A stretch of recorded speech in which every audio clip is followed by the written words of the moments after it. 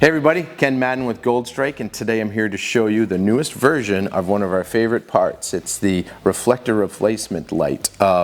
It replaced the reflector right here on your bike. We've always had them in clear with red running lights. Now we have a red version to match the 21 and up lighting, because they changed it, of course, in 2021. So we have them now available in red for you, and now let me show you how they work.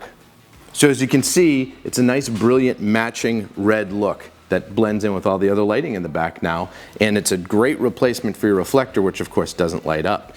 Super simple to install. There's 2 screws. This whole panel pops out, and then it's a simple plug and play.